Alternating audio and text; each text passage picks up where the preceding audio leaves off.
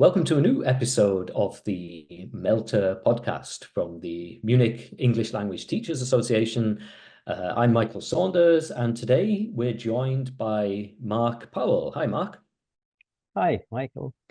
How Mark you is doing? a familiar name in the ELT world as well as, especially in business English, as a business English trainer, the author of a zillion materials, I think, as well, like this exact one I have here, a bit of an older version of In Company. That's the second edition. There's a third one. Yeah. Yeah. It's a Right. multi-level series. I wrote two of them anyway. Yeah. Ah, okay. Yeah. And But a couple of books for Cambridge on presentations and negotiations, which are a bit newer. Yeah. we'll put links in the description of the video as well for these. But yeah, I was teaching a course from this recently as well. So it's because we're online, you can't sign this for me, Mark. But anyway, Send you a digital signature. Yeah, and you can. this is the way it's working, or an NFT or whatever it is the cool Yeah, kids are talking NFT. about That's right. Yeah. today. Yeah. And I think, of course, you run was it Cert IBET? You've run a lot of I this have Cert done. I IBET ran a training lot of courses. those. Yes, the Cert IBET for Trinity College London. It was then. I think it's changed now, but I ran a lot of those. Yes, teacher training courses for people moving into business English. Yeah. So Cert IBET, people know CELTA, Delta, and things like that. Cert IBET, I Mm. guess, is similar, but with a specific focus Bit on of an business add-on. English. Yes, it's a sort of early and mid-career extension course, if you like. Some people do it straight after the CELTA, but it's usually better to have a bit of experience first, I think, before you launch into it. And it just really helps you with the adjustments that you have to make when you go from teaching general English to teaching professionals or business people. Although, of course, nearly everybody is a business person in some form or another. So even your general English group are going to have jobs or already have them. So Mm. the demarcation lines aren't so clear. How long does it take to do this Cert Of IBET? course, it's a 50-hour course minimum. I think you can probably do more if you want, but it's a minimum 50 hours course. Used to be only face-to-face, but I think now you can do hybrid or blended versions. In fact, I think you can even do it fully online. There's even a distance version, a number of versions actually. But as I say, it's for early and mid-career. So I think there's more of a gap actually at the moment for later career, more experienced business English teachers, people who are more at the sort of Delta diploma type level, or even masters, ELT level. There's nothing for them at the moment, and I think there should be. So if there are any universities out there or examining bodies that fancy setting up something a bit higher level for business English professionals, then I'd be happy to talk to them. Yeah, it's good that you can do it online. I remember the pandemic changed a lot of that. Yeah, CELTA, it became possible to do CELTA, I think, entirely online. Yeah. I did the Delta Module 1 last year, although I had to sit an exam in a real place, of course, in the IRL, in real life. But Sure. yeah, the more and more this is becoming possible online as well.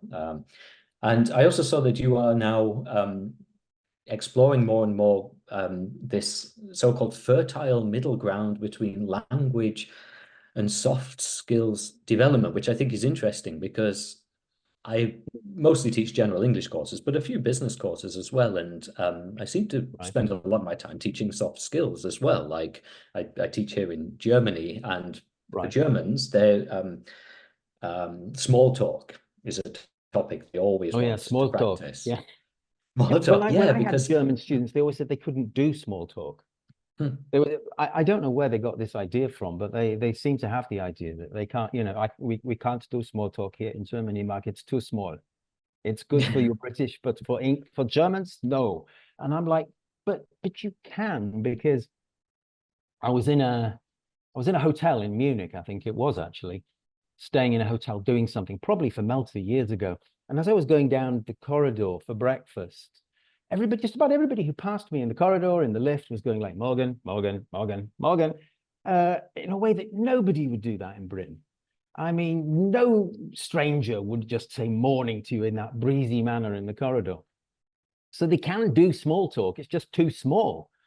So it's sort of, what do you say after you've said Morgan? you know, Yeah. because morning itself is a bit faulty towers, isn't it? If you remember, you know, there's sort of morning faulty, morning colonel, you know, morning. Yeah. Remember that, whatever it was. I can't Papers remember. arrived, faulty. Papers Yeah, arrived, papers faulty. arrived, Yeah. faulty. Yeah, exactly. There's that. But so that small talk for them, it seems to be an area that they want to look at. But that's just one soft skill, obviously. And it's a macro skill because it covers a lot of different bases, small talk. And you know, you might want sort of ways of entering a conversation, ways of leaving a conversation, ways of showing interest in a conversation, ways of telling little anecdotes or stories in a conversation. So it breaks down into lots of different things. But yeah, as a macro skill, for certain cultures, particularly the ones that are less happy about self-disclosure and take a little while to get to know you, those cultures often need a bit more on that sort of thing. Yeah. Yeah, and they're often quite surprised about which topics are acceptable or encouraged to small talk as well, I find. Yeah, And getting away from the boring, you know, weather and news and stuff like that. It isn't an easy art to master, but there are some strategies that will help. And one of them actually is just the ability, as we're going to talk about a bit later on, to tell short stories. And by stories, I just mean little snippets of experiences that you've had with a bit of a purpose, a bit of a point to telling that story. In fact, a lot of socializing is story. I think the University of Liverpool did some research recently, and they kind of found that about 65% of everyday conversation in the workplace and in people's free time, leisure time, is storytelling of one form or another. It's either gossip, or it's catching up on, did you do that thing you said you, how did that go, and so on. So a lot of it is in fact storytelling. That's an interesting statistic. I'm going to keep that in mind as I go around my daily life. Yeah, it's about 2/3 of chit chat is kind of telling little stories. And it kind of passes around a group. So one person will tell something about themselves, and then somebody else will be reminded of something that's similar or whatever. And that's how social English really works. It's definitely not question, answer, to try to find something in common, desperately trying to find some common ground, as we're kind of told that's what socializing is about. Yeah, all those typical kind of classroom activities. Yeah, find something in common with the... Actually, there's been a bit of research on that as well. An interesting book. What's the name? It's called is it called The Small Big, I think. It's by a guy called Robert Cialdini, is one of the authors. He's a sort of expert on influence. And he found that it's not finding things in common with people that builds rapport, because we've all got lots of things in common. I mean, I could say to you, you know, have you ever taught an elementary class? And you'd say, well, yeah, so have I, you know, big deal. I mean, you know, hardly surprising, is it? It's finding uncommon commonalities with other people. In other words, something that we have in common with each other, but not many other people do that thing or are that thing. Are you with me? So we suddenly discover we're both from exactly the same village in, I don't know, South Wales or something. I mean, that's a fairly coincidental thing. Or we both went on this particular course in whitewater rafting with this particular instructor. That is what you're really looking for, actually. You're always on the lookout for the uncommon commonality that draws you together. But anyway, we're getting a bit sidetracked, I guess, onto small talk. Yeah, but yeah, the gap, or bridging the gap, or between language teaching, so yeah, teaching these McNuggets of language, as they say, versus the soft skills as well. And this is, I guess, something that's changing in ELT. And well, yeah, generally ELT has been a bit hung up on phrases and expressions and functional exponents, and getting people to use them in awkward ways and crank them into conversations. You know, oh, how interesting, do tell me more, and all of these kind of things. And they just don't come across as natural. I mean, repetition is a great way to interact when somebody else is telling you a story, or You just echo what they say, or you echo it with enthusiasm, or you echo it with a query as if you want them to tell a bit more. Paris. Oh, interesting. So what was that like? You know, that kind of thing. Or Paris. Oh, oh, Leon. Right. Yeah. I thought you meant Leon. Right. Okay. So you can just, you know, just very, very minimal things to just coax the speaker along. And people usually think they've had a great conversation with you at the end of it if they've done all the talking. Yeah. You know, they're great because most people, I mean, who was it? Eric Byrne, I think, the originator of transactional analysis, of an old-fashioned thing now, but he said everyone in the world just wants to be listened to, but they seldom get what they want because so does everyone else. Yeah. And so if you can be a good listener, I mean, what I was talking about with Melter recently was storytelling, but the flip side of that is listening, and listening to stories and encouraging other people to tell their story. And that's a skill too, and definitely a soft skill, which I would say is well worth developing. And most people don't know how to do it. We never have lessons on listening. We rarely have lessons on speaking in school or a basic oracy. But who the hell has a listening lesson? Today we're learning how to listen.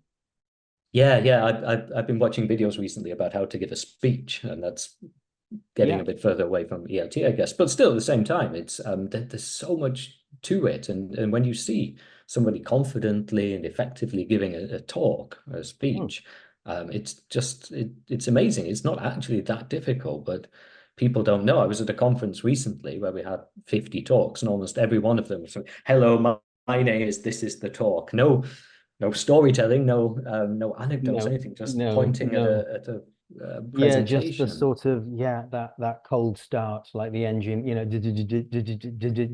come on, more choke. Oh, flooded it now. That kind of start. Hello, my name is, thanks for coming, nice to see so many people. Oh, come on, get to the point. We know who you are, we know what you're talking about, we read the program. Do something. Tell a joke, tell a story, show us a picture, give us a statistic, something. Just get in there, dive into the talk straight away, start in media res, don't build up to it. You know, we don't, I mean, the thing about presentations is you don't want foreplay. Forget it, get straight down to business, basically. That's my philosophy anyway. I mean, okay, it might not work in every kind of presentation, I guess. But even in business, I think it does. It does. The people appreciate it if you just get to the point. Yeah, I think people think there is this expectation to do all the foreplay, like you say, as well. And when I've thanking the organizers. Yeah. Oh, thanks, Jackie, for organizing. Oh God, who's he gonna thank next? The person who made the sandwiches? I mean, who cares? Yeah. He's just wasting time. He's only talking for 20 minutes. He's already had 5. He hasn't said anything yet. No. I mean, no, just get to the point. The beginning of a presentation is the moment to be calming yourself, relaxing, getting into it, and getting the audience hooked, if possible. Not necessarily in a melodramatic way, could be quite a gentle sort of way. But have a beginning and know down to the last detail what you're going to do and say, even if you don't end up doing and saying it quite like that, for the first minute. Because after the first minute, you're kind of away. Yeah, then you're rolling. Then it's not going to work anyway. But if it's going to work, you'll know after a minute. So get that first minute right. That's always been my philosophy anyway. So what else do you think, before we talk about storytelling business, what else do you think has changed or is new in business English teaching, has changed over the years? It's changed a lot. I mean, of course, I can go back rather a long way, probably a lot further than anybody watching or listening to this broadcast. But maybe they could ask their grandparents what it was like. When I started, business English materials for a start hardly existed. And the ones that there were rotten. They were black and white. They were dull as ditch water. And nobody knew how to write the material. It was literally just general English switched to the office. So it would be like, where is the paperclip? It's on the desk over there. I literally mean, I could give you the title and the author of that book, but I won't. And then in the 80s, late 80s, early 90s, we got some slightly sexier, full color, more like general English course books, but for business. Lots of functional exponents with units like language of meetings, language of telephoning, letter writing then, that kind of thing. This is pre-email. Never mind pre-WhatsApp and all the rest of it. And that was fine. And that was sort of general business English. So it was the sort of English all business people kind of need. Bit hit and miss. Actually, nobody specifically needed any of that, but they sort of did. So it kind of washed just about. That kind of business English now, I think, is less and less common. There are fewer and fewer business people, at least, wanting that kind of one-size-fits-all course. I think it still works for pre-service, you know, students of business studies. These sort of courses like Market Leader and things like that, where they're learning a bit about business, some business vocabulary, and some basic business communication skills.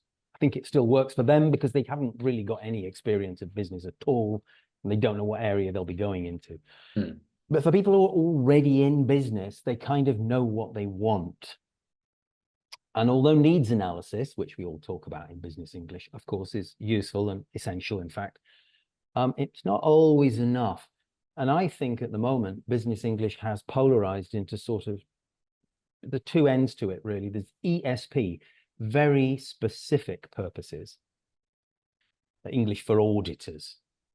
Yeah, you know, hell, what do you do with that? I mean, if I knew about auditing, presumably I'd be an auditor, because who the hell would learn about that unless they were in it? So the thing is, how do you go about teaching them? Well, you can shadow them in the workplace and you can interview them. And increasingly, you can use AI to access things for you that you wouldn't otherwise have access to help you learn this specialist area. So, I mean, if you have got a niche, you can do very well in that. And I would definitely encourage business English teachers with a background in something, working for a bank, working in marketing, whatever it is, go for that niche. You've got a law degree, okay, business law, English for business law, go there. Even if you never practiced, but you've got an LLB in law, you know, do that. So that's one end, and it's very ESP. And then you go through what used to be general business English that's almost disappeared. And then you go to the other end, and it's so broad, it's what we've been calling just now soft skills. And this is a huge area.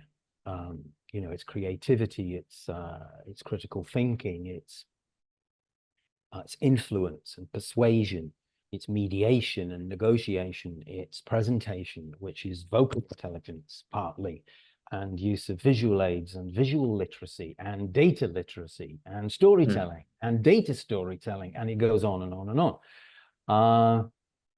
And these are skills which are, I mean, they are soft skills, they're life skills, really. And they're certainly employability skills, because they're the skills that recruiters look for in the staff that they want to recruit. And they often don't have those skills.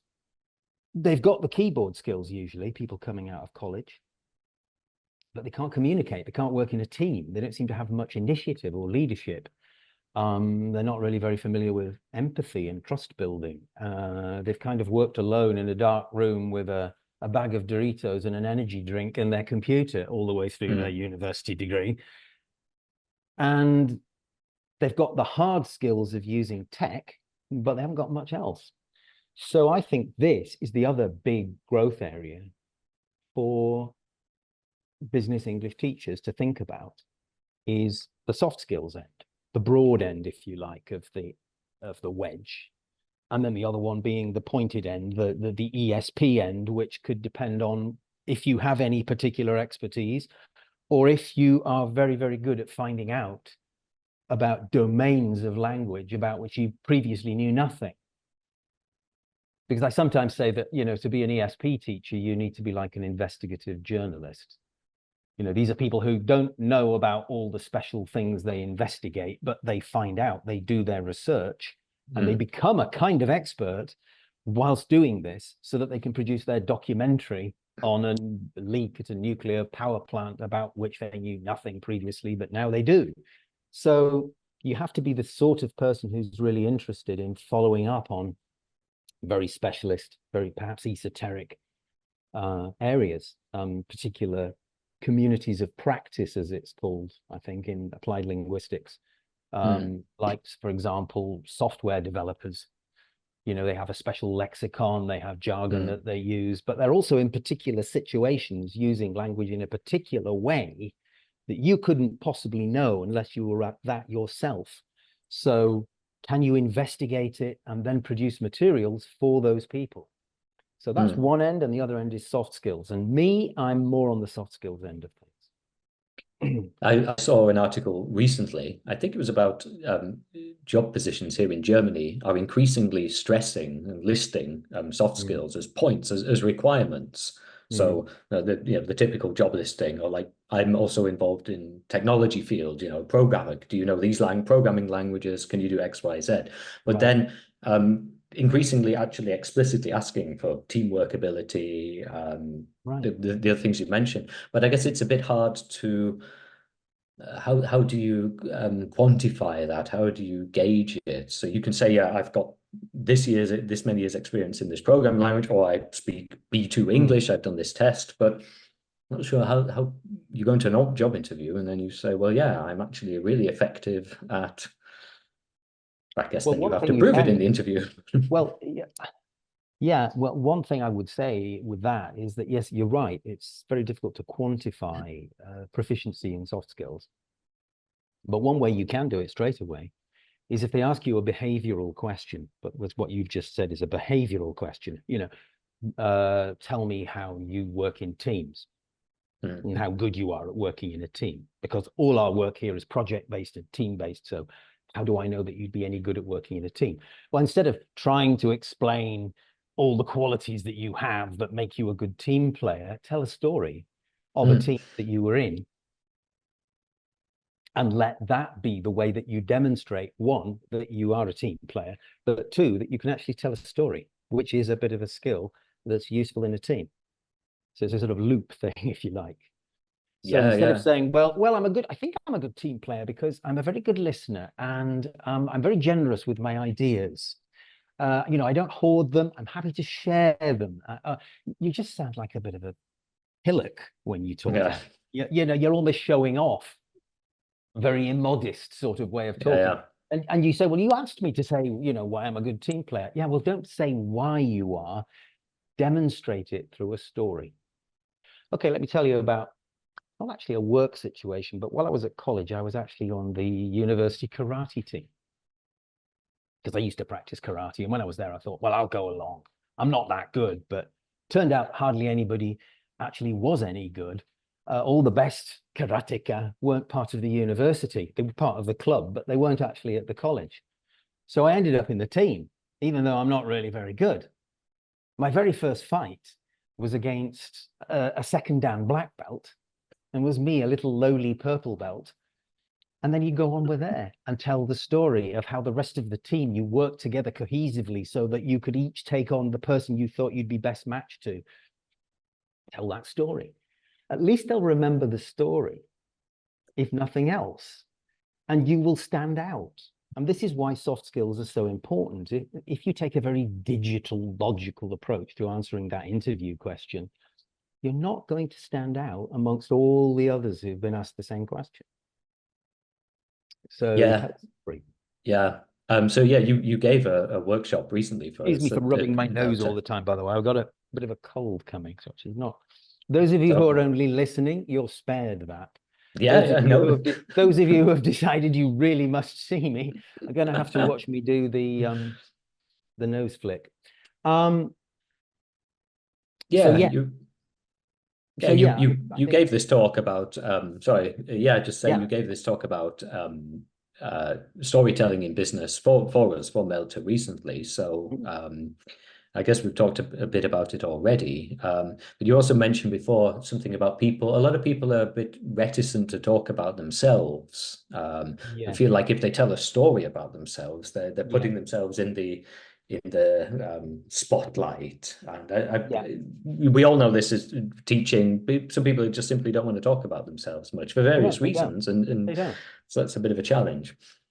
Yeah, I mean, actually, when we did the webinar, I think it was Evan. Was it Evan? Evan Friendo, who you'll be familiar with at Melton, who I've known for years. He actually, yeah, he said, "Oh, yeah, but Mark, some people wouldn't culturally feel comfortable telling these stories about themselves." And it's true that, I mean, you know, culture may affect it. I think it's more a question of personality, actually. I think just some people don't like self-disclosure. Mm. And if you think about it, ELT is full of self-disclosure activities. You know, tell us about your job, tell us about where you live, tell us about your family, tell us about your last holiday. I mean, even at low levels, it's all very self-disclosure. And then as you go higher up, it's, you know, tell us about your biggest failure. Tell us about your greatest success. Tell us about when something went wrong, or, you know, and you think, oh God, why do I don't feel comfortable? Well, it's true. Self-disclosure. There's a very good book, actually, by a guy, old book. I mean, it's probably not worth buying it, by a guy called John Powell, no relation, who wrote a book called Why Am I Afraid to Tell You Who I Am? And his basic idea was, why am I afraid to tell you who I am? I'm afraid to tell you who I am, because if I tell you who I am, you may not like who I am, and I'm all I've got.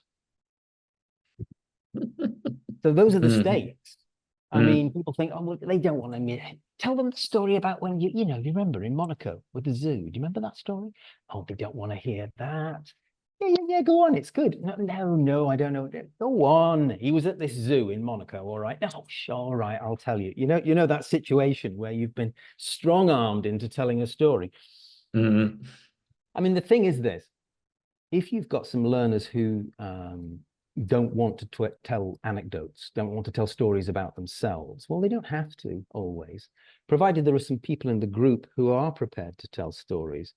They can borrow other people's stories. Let me tell you about my friend, and tell a story about somebody you know. That's the next best thing. The most powerful stories are the ones that are about you, because people then know that they're only getting this story because you're with them. It's not a story about Steve Jobs. It's not a story about some Persian legend. It's not a story about anyone else but you. And so they are the most powerful story. And the point is, if you're not comfortable talking about yourself, then you probably can't tell anecdotes, basically. I mean, how do you tell an anecdote without talking about yourself? Yeah, unless, like you say, you're sharing somebody You share else's. someone else's story. Yeah, exactly. Yeah. It would be a bit like coming on a negotiations English course and then saying, I want to do negotiations in English, but I'm not comfortable with confrontation or asking people for things I know they don't want to give me. Yeah. Right. Tricky then. I want to do an English for presentations course, but I'm terrified in front of large groups or even small groups, or actually anyone. Oh God. You know, so in a sense, if you're not comfortable telling stories about yourself, then don't tell them. It reminds me of the old Tommy Cooper joke. I don't know if you remember Tommy Cooper. Oh, of course, yeah. You remember him? He had a joke. It was a great joke. He used to say, man goes to the doctor and says, it hurts when I do this. And the doctor says, well, don't do it. Don't do it then, yeah. But if you think about it, it's like, well, you know, it hurts when I tell stories about myself. Well, don't tell them. Yeah. Tell them about somebody else, because there are different types of story. And the third person story can also be good. You know, tell a story about a well-known business person and a mistake that they made, or a lucky break that they had, or the only danger with telling stories about other people is that your audience may already have heard this story. And that's not so good, especially if you're planning to take a whole minute over it and they go, oh God, here we go. I've heard this so many times. So you want to be careful, keep it short, and actually acknowledge the fact that they may have heard it by saying things like, the chairman of IBM Computers, Thomas Watson, the original CEO of, famously famously and then tell the story, because you've said it's famously. In other words, we all know about it. And you'll be surprised, quite a lot of people actually won't have heard the story. But at least you've acknowledged for those who have that, oh, it's okay. He knows we've perhaps heard this before. Good. Okay. So, you know, that's one way of doing it. But yeah, I mean, whether or not you're telling a first person story, a third person story, sometimes people tell a second person story, especially salespeople. Mm. You know what it's like when you've gone out for a few drinks and you're in the bar and you can't remember how many drinks you've had and you've got to drive home and you wish you could just check your breath to make sure you're okay. Because I don't know if you've ever been in that situation. Now, you can buy these breathalyzers that you can carry around, great big heavy things. But what if you could just use your mobile phone with a simple app and you attach this little device here into the USB, blow into it, and it will tell you immediately how safe you are to drive. Wouldn't that be great? Well, we've invented one. And you can buy these things now, I think, to Yeah, plug into exactly, your phone. exactly, Yeah. exactly. So a second person story is often a sales story. But Mm. really all stories, whether they're first person, second person, third person, they're all really about first person plural. In other words, us. The story must resonate with your audience. Otherwise, there wasn't any point telling it. That is probably how stories for business are different from just once upon a time stories. You really have to have a reason for telling that story, and do not be shy to give them the punchline and tell them, you know, what you've learned, how you changed as a result of that experience. Or if it's a third person story, you know, why you've told them that, what's the message, what's the moral, what have we learned. That's really essential. And in fact, you could, if you wanted, start with the message. It's probably a good idea to start with why, as Simon Sinek tells us. Start with why. Why am I telling a story? What point do I want to make? If I haven't got a story from my own life, then go online using maybe AI. There are some AI apps now which will find stories for you specifically, Story Finder. I'll try and find a reference for one of those that you can put in a link somewhere. And you just say, I want a story, and it's got to be about a well-known company who tried to do something and then they couldn't do it, so they did something else and it turned out to be really successful almost by mistake. What the hell? I don't know of any story like that. Can you give me one? And it actually will. It won't be very well told. You'll need to remodel it yourself, but you'll get the basic story. So this is an area where AI is actually good. It's better than just Googling it. If you Google it, you'll get so many things coming back that you could spend the rest of your life looking. But this will just give you a story. And if you don't like it, you just say, give me another one. And it'll go, okay. And it gives you another one. So I found out recently, for example, about Twitter. Twitter was only invented kind of by mistake. The company making it were actually making some podcast software. And then they saw that Steve Jobs and Apple were doing a similar thing. And theirs was not going to be able to compete with Apple. So they thought, oh, shit. We put all this effort into, now what are we going to do? So then they came up with this idea, well, what about limiting the number of characters? And it's text, not speech. And I don't know, it's just a thought. All right. And so they created Twitter, which then became huge before Mr. Musk took it over and called it X. And now it's a little bit smaller than it was, but it's still pretty big, yeah? So there's a success story out of disaster, sort of, you know, ashes to success. And that was found through AI. So now you've got your little story that you can tell, and most people don't actually know that story. So it's a good one to do. Stories are good, even in business, because some people say, well, what do I need stories for in business? You know, what's wrong with data? Business people want data. They don't want stories. Yeah, well, some people want data. Actually, what you really want is data and story. Because when you put them together, they're much more powerful than either individually. And especially if you tell a story first and then give the data. Give you a quick example. There's a well-known chain of hotels, the Ritz-Carlton Hotel. Probably heard of it. Mm. They're all over the world. And they're very much into customer experience and service of the highest quality, because they're terribly expensive and only rich people can afford to go to these hotels, really. And their little slogan is, "We are ladies and gentlemen serving ladies and gentlemen."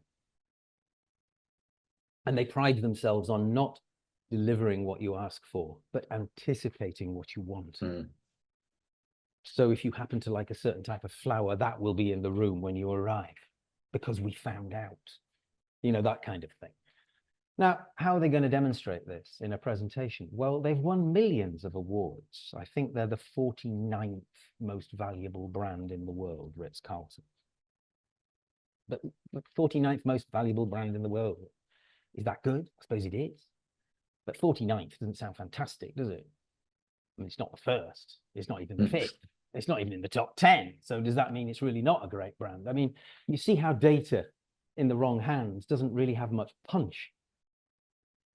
So what they decided was they would go around trying to find stories that their staff could tell.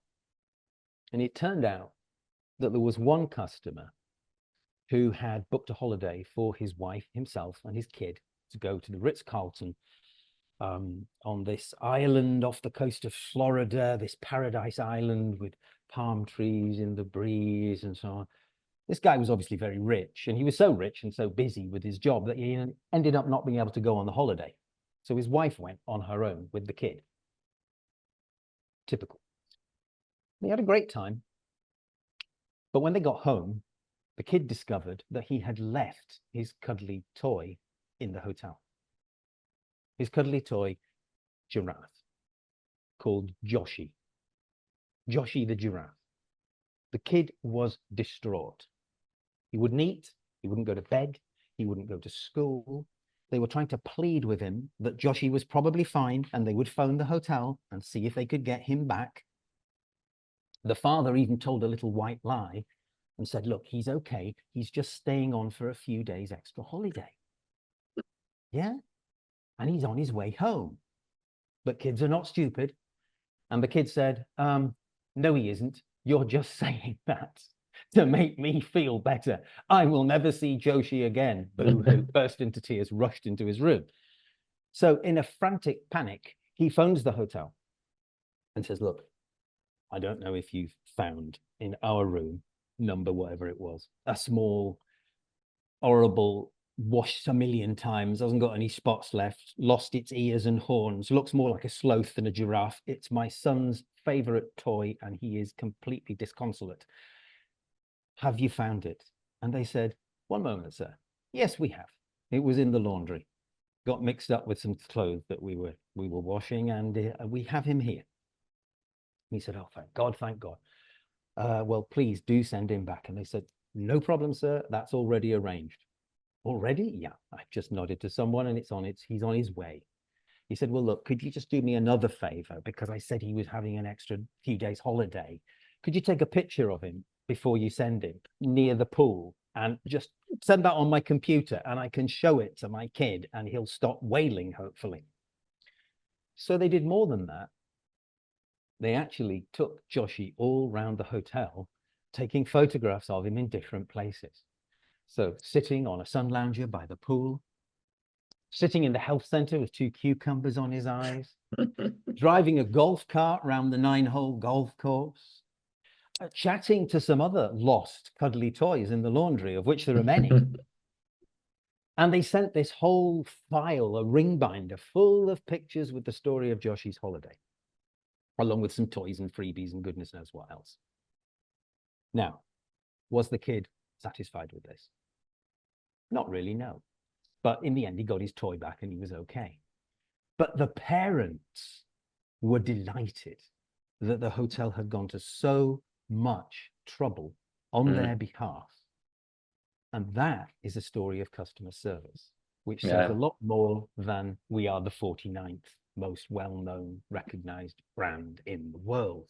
So first you tell the story, especially with some pictures of Joshi in the sunglasses with the cucumbers on his eyes. lying with a towel over him, having a neck massage. They've Mhm. gone to all this trouble. You show the pictures, you tell the story, and then you give them the data. And those three things together, story, data, and story, data, visuals, those three things together are what make a potent message. So storytelling, far from being a sort of, you know, icing on the cake, once you can already give a presentation, maybe you'd like to throw in a few stories, is crucial to being able to give a presentation. In fact, Patsy Rodenberg, who is a voice coach for the Royal Shakespeare Company, and she's worked with people like Ian McKellen and Judi Dench, even Obama, I think she worked with for a while. She says, I always think if you can tell a good story, you can learn to give a great presentation. Mm. Because all the skills you need to present are there in storytelling. You don't need to go on some terribly expensive course run by Stanford University with loads of research details on PowerPoint slides telling you how to give a presentation. You just need some simple storytelling techniques. And if you can master those, you can give a presentation. And that is why storytelling is worth teaching to business people. Yeah, and I guess a big point of it as well is, and I've heard about this before, choosing the details which you include or which you omit. Because I noticed when you were telling that story, after the story, you could have just said this kid's cuddly toy, yeah. But because you said Joshy the giraffe, you know, then there's that picture. Yes. There's something. I'm immediately, I have the image in my head. So Yes. yeah, you can omit so many things in telling that story, but the story then would have been somewhat more distant or cold or Yes. yeah. But because Yes, you mentioned this, exactly. it doesn't really change the outcome. But when you say No, Joshy, Joshy is a funny name, and Joshy the Joshy's now giraffe. a person. He's an Yeah, actual little animal that this kid likes. yeah, And yeah. you're absolutely right that if you're telling a story, you don't want it to go on too long. So you don't want to crowd it full of unnecessary details. So one activity with learners that I do is, you know, self-editing, you know, bin the stuff that we don't need. Draft your story and then go through it going, no, I don't need to say that. Nobody actually cares where this hotel is. They know it's a Ritz-Carlton and it's in Florida. You don't have to say the exact place. Forget that. How long were they there for? Who cares? Did they have a great holiday? Yes. Why? We don't care. We just had a great holiday. And then they got home and then the toy was lost. Oh no, Joshy is missing. Yeah, a toy is lost. All right, stupid kid. Spoiled little brat, I bet he was. You know, that's what people are thinking. But you go, no, Joshy's gone missing. And then you think, oh, I remember my favorite toy when I was a kid. You know, I had a teddy bear that would. So that's it. You've hit the nail on the head. Certain things have to be in the story to make us engage. And that's one of them. The characters. The characters yeah. involved in the story have to be there. And they'll always, well, not always, but usually outshine the data. It's not always true. If we've got time, I can give you an example of the opposite. I was doing, Yeah, sure. I have to rub my nose again. Oh, this cold. At least I'm not sneezing. Excuse me. Never sneeze while you're telling a story. It ruins the atmosphere. The biggest tip of all, never Yeah, sneeze. exactly. Once upon a time, achoo. Oh, shit. I'll start again. I was working with some people who work for a conservation group, a sort of charity, non-governmental thing. I won't say who, but anyway. And it's quite difficult actually getting people to give to charities and to care about the issue that you care about. And in their case, it was wildlife preservation and so on. And so I said, okay, so I'll give you a little task and you go away and do this and we'll see what happens. And I said, this is what I want you to do. I've been thinking of animals that people don't care about very much. And I've come up with sharks, right? Most people think bloody dangerous. They are very beautiful, yes, but basically I wouldn't want to be in the water with one. I've seen Jaws, I don't want to go there. And it's true, if they survey people, most people say you must protect the oceans, but most people say we would prefer it if there weren't any sharks. So your task is to make me care about sharks enough that I will send money to help you protect them. And I thought, right, we've done all this stuff on storytelling, so perhaps they'll go off and find a story. And they did. And they found this little video clip of a guy who removes hooks from sharks' mouths. Great big 15-foot white sharks, tiger sharks, blue sharks, gets in the water with them. And they come back every year to commune with him in the water. And he plays with them like the golden retrievers. And it's an amazing video to watch. And I thought, it's a great story. But sadly, people are going to watch it and go, well, yeah, but he's just a nutcase. There's no way you'd get me in there with them. I mean, all right, so they haven't bitten his leg off. But I mean, you know, I bet they would, given half a chance. And so they said, yeah, it's right. The story doesn't work on its own. And so I said, well, what actually are the statistics for sharks attacking people and killing them? And they said, well, we don't know, because we don't deal with sharks, but you just gave us this task. And I said, well, find out. So they found out. And they said, we're amazed. And I said, well, why? And they said, well, people think sharks are so damn dangerous. I mean, and then they asked me a question. They said, do you think you're more likely to be killed by a shark or struck by lightning? And I said, marginally, I suppose, struck by lightning, especially if you won't get me in the ocean. So I'm not likely to be attacked on land. They said, well, actually, 24,000 people a year die by being struck by lightning. 24,000 people are killed by lightning a year. Amazing. How many people do you think are killed by hippos a year? 3,000. 3,000 people are killed by hippos. How many people are killed by cows? 33, I think it is. 33, not bulls, cows. Cows, for goodness sake. Just when you thought it was safe to go back into the meadow. Yeah. Now I'm scared. There You'll are be lots of killed cows by a around cow. here in Bavaria. 150 people a year are killed by coconuts. Just falling out of a tree on the head, bang, killed.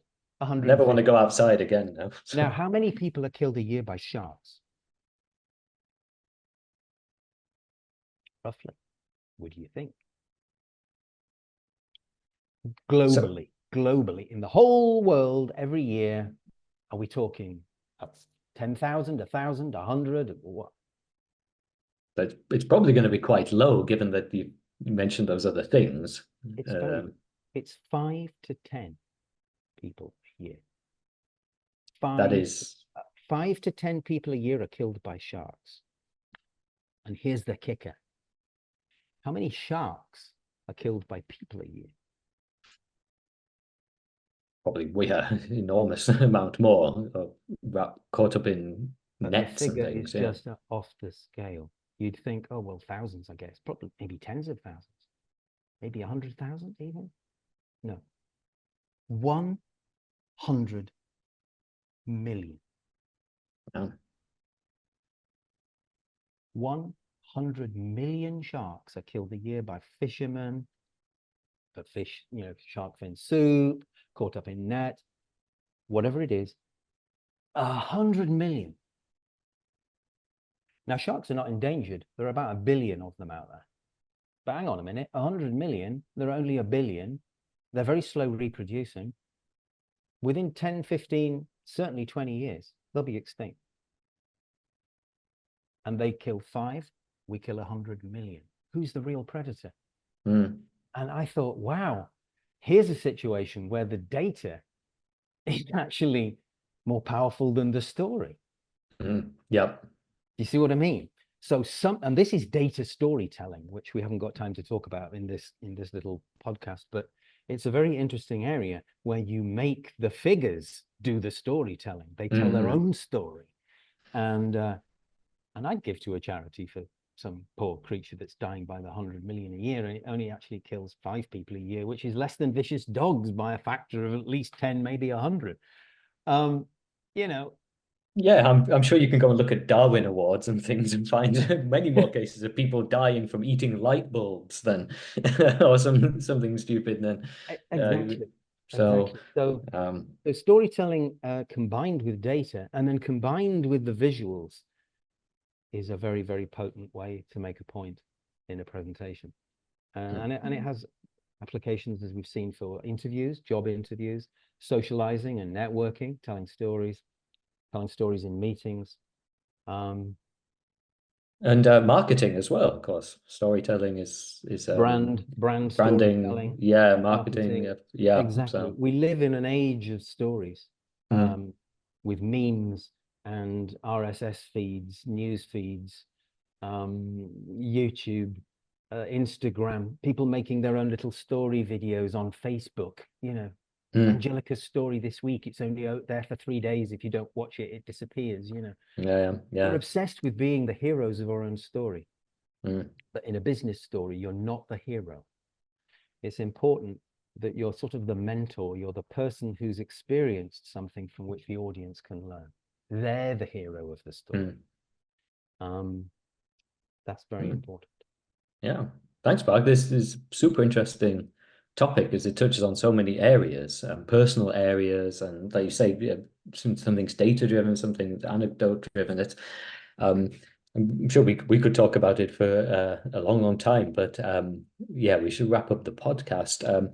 We at Melter will try to then post a link to your the webinar, the workshop that you gave as well. So I think if we have that, so we share, so people can then, who've been listening, can then watch it and go into more detail as well. And yeah, thanks a lot, Mark. Yeah, I hope to see you again in Munich some point soon. And yeah, thanks everybody for listening, tuning in.